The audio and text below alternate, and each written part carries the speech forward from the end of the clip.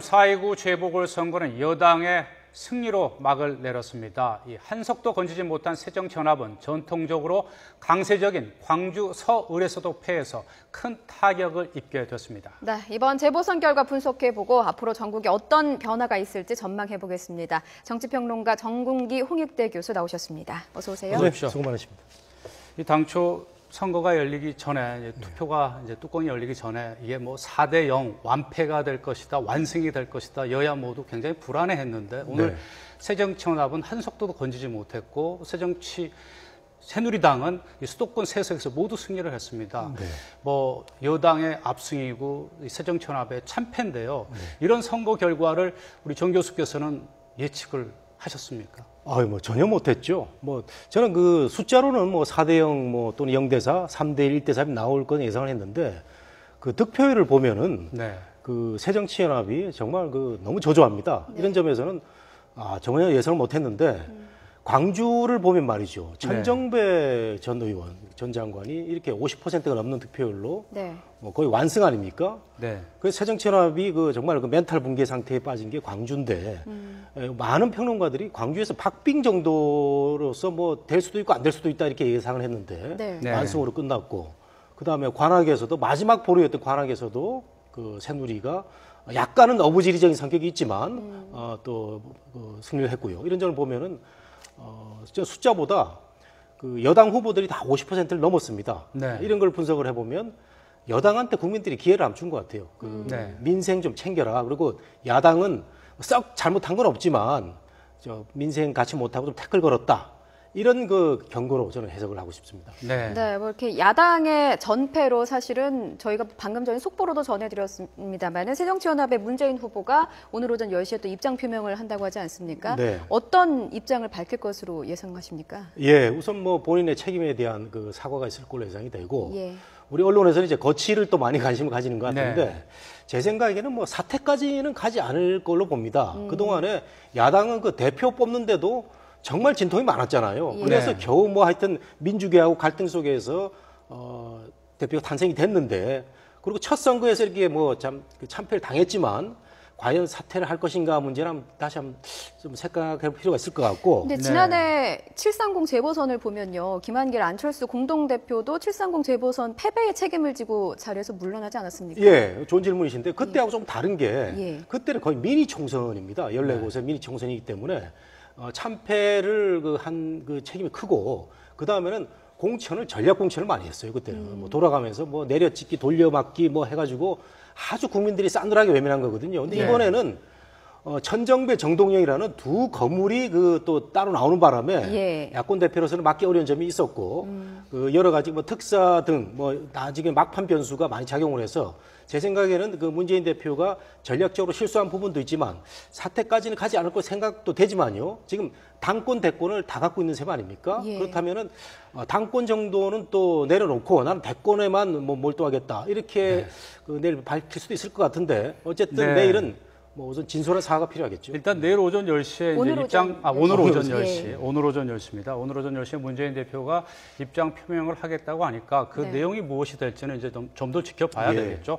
현재로서는 아무래도 이제 입지가 좁아든 것만은 사실이기 때문에 이제 거취와 관련해서 또 앞으로 또 차기 대권 주자로서도 상당히 이제 타격을 받을 것만은 분명해 보이고요.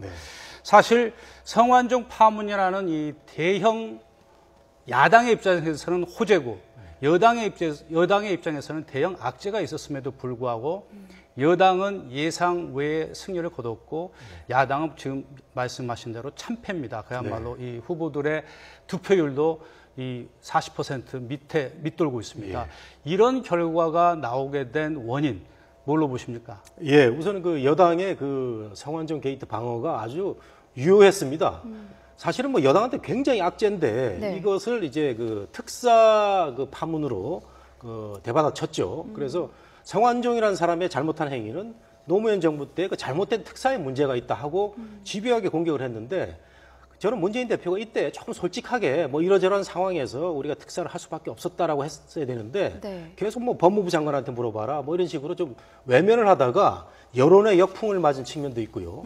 그 다음엔 대통령에 대한 사과를 강력하게 요구를 했는데 막판에 이제 정권 심판론을 얘기를 하면서 근데 대통령이 그 귀국하는 순방 시점하고 좀 묘하게 그게 그 좀 맞물렸습니다. 대통령이 굉장히 그 피곤한 상태에 와서 국민들이 대통령이 그 일하다가 참 그 병에 걸렸는데 예. 사과를 너무 강권하는 듯한 모습을 비춰줬단 말이죠. 그래서 대통령이 이제 조금 강한 메시지의 유감 메시지와 함께 야당을 대받아치는 그 내용을 발표를 했는데 네. 결국은 그 대통령의 그 어제 메시지가 유권자들한테는 그렇게 썩 나쁘진 않았다. 이런 그 결과로 분석이 돼서 그 소위 말하는 여당의 입장에서는 물타기 전략에 당했다. 이렇게 볼 수도 있는 거죠. 네, 근데 정 교수께서 지적을 해주셨듯이 이 성 전 회장의 두 차례 이 특별 사면 의혹을 여권에서 제기를 했고 박근혜 대통령도 그 부분도 수사할 필요가 있다고 언급까지 했습니다. 그래서 말씀하신 대로 야권에서는 물타기 전략이다 이렇게 얘기를 했지만 참여정부 시절에 이 청와대 비서실장까지 했던 문재인 대표가 그 부분에 있어서 전공법으로 뭔가 그런 특별 사면에 대한 의혹을 풀 수 있는 그런 어떤 조치 그런 것을 하지 못한 이유가 뭘까요? 기억이 뭐 안 나서라는 얘기도 있고요. 네. 어떻게 보십니까? 결국 그 부분이 이번 선거 결과에도 상당한 영향을 미쳤다는 분석이 나오고 있지 않습니까? 그렇죠. 예. 그래서 그 내용이 선거 막판에 좀 나왔습니다. 네. 그 이재정 경기도 교육감이 그 돈 받았다는 얘기를 했지 않습니까? 네. 당시에 그 노무현 대통령이 선거할 때 각 기업들부터 돈을 이제 그 많이 받는데 성원종 회장한테 2억을 요청했는데 3억이 왔다 이 얘기를 했죠. 그래서 뭐 불법인지 아닌지 조금 해석은 애매모호한데 그 3억 2억 내용 때문에 문재인 대표가 이렇게 명쾌하게 해명을 못한 게 아닌가 생각이 돼서 막판에 그런 그 대선 자금과 관련된 악재가 야당한테 이렇게 부메랑으로 돌아간 그런 셈이 돼버린 거죠. 결국 대응을 잘 못한 셈이란 말씀이죠. 네네. 네, 악재가 야당에게 부메랑이 돼 왔다. 근데 사실 광주 서울에서의 패배가 야당한테는 정말 뼈아픈 패배일 것 같아요. 네. 천정배 전 장관이 당선이 되면서 사실 들고 나왔던 얘기가 야권을 전면 쇄신해서 정권 교체의 미랄이 되겠다 이런 당선 소감을 밝혔거든요. 네. 뭐 호남발 야권 재편의 신호탄이다 이렇게 봐도 되는 겁니까? 근데 저 외에 많은 정치 평론가들이 그렇게 과감하게 해석을 하는데요. 예. 저는 그렇게까지는 보고 싶지 않고 일단 호남 유권자들이 새정치연합에 대해서 강력한 경고를 준 걸로 생각이 됩니다. 문재인 그렇게 하면 안 된다. 예. 민주계에 대한 그 뭐 당직이라든가 여러 가지 차별을 하고 그 호남 유권자들에 대해서 잘한 게 없다라는 경고성 메시지를 강하게 달린 것 같은데 네. 이게 역시 문재인 대표 책임입니다. 그 당대표 되고 나서 뭐 탕평 인사 한다고 그랬는데 그렇게 탕평 인사 한 것 같지 않고 그 광주에 가서 진심으로 그 민주계를 끌어안는 모습을 안 보였기 때문에 사실은 뭐 많은 정치 평론가들이 박빙이라고 예상을 했는데 오늘 그 천정배 후보의 압승 아닙니까? 그런 거 보면 광주 유권자들이 정말 그 강한 경고를 날린 것 같아요. 예. 네. 자, 이 새누리당 김무성 대표, 문재인 대표 체제가 출범을 해서 처음으로 치른 선거입니다. 문재인 대표는 당장 오늘 오전 10시에 뭐 거취와 관련해서 이건 뭐 이제 전망이지만 입장 표명을 해야 될 상황이 됐고 반면에 이제 김무성 대표 같은 경우에는 당 리더십도 이제 더욱더 튼튼히 다지게 됐고 차기 대권 주자로서도 그 위치가 이제 상당히 이제 유리한 고지를 점하게 된 셈인데 앞으로 이 당청 관계 또 김무성 대표와 박근혜 대통령과의 관계 이 여권의 또 변화는 어떤 변화가 있을까요? 뭐 이번 승리 때문에 자연적으로 또 김무성 대표한테도 많은 포커스가 가게 되고 또 이거 시간이라는 게 항상 그 미래에 대한 어떤 권력을 향해서 가게 되기 때문에 네. 당연히 저는 김무성 대표한테 힘이 실리는데 사실은 이번에 그 여권에 대한 그런 성완종 게이트의 악재를 극복을 했다는 점도 평가를 받아야 되고요. 다만 야권이 분열됐기 때문에 쉽게 승리를 한 측면도 있다. 이것도 뭐 부인할 수 없는 사실입니다. 정동영 장관이 안 나갔으면 대선 후보가 안 나갔으면은 관악 어려웠을 거고요.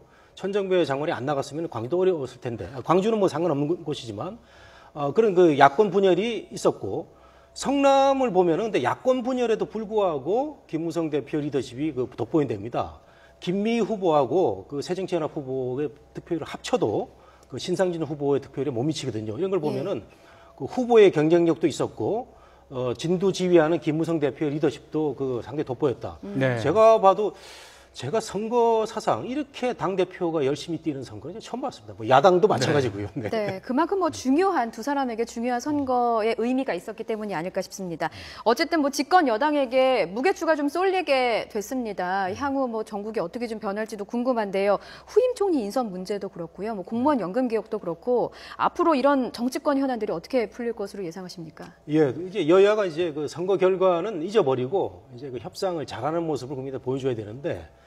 야당이 저는 국민들한테 민생에 대한 문제를 더 어필하면 저는 기회가 생긴다고 봅니다. 그래서 그 선거 결과에 대해서 어떤 그 후폭풍에 시달리는 과정은 겪어야 되겠지만 적극적으로 여당하고 협력해가지고 그 노사정 뭐 이런 거 해결하고 그다음 민생 뭐 대학의 그 취업 절벽 저 대학에 있기 때문에 굉장히 그 피부로 느끼거든요. 그래서 너무 산적한 현안이 많습니다. 그렇기 때문에 저는 문재인 대표가 크게 실수를 안 했는데 진 이유는 대통령하고 여당에 국민들이 한번 기회를 주었기 때문에 민생에 대해서 협력을 한다면은 야당에도 기회도 생긴다고 보고요. 여당은 또 이거 자만하지 말고 이제 후임 총리 얘기를 하셨는데 후임 총리는 정말 개혁적이고 도덕적인 사람을 뽑아야 됩니다. 그래서 청와대나 여당이 지금 우리 앵커 말씀하신 대로 총리 선임이라는 선거보다 더 어려운 난제가 있거든요. 그래서 이번에 식스맨 잘못 뽑으면요 내년 총선에서는 다시 또 그 부메랑이 돼가지고 역전될 가능성이 있기 때문에 총리는 정말 그 개혁적이고 흠없는 사람을 뽑아서 우리 국민들도 이제 그 6번째 총리 낙마하는 거 원하지 않는 것 같아요. 그 과정이 있는 것 같습니다. 네. 지금까지 이번 재보궐선거 결과에 대한 분석 그리고 향후 전국 전망해봤습니다. 정치평론가 정국기 홍익대 교수였습니다. 고맙습니다. 고맙습니다. 감사합니다.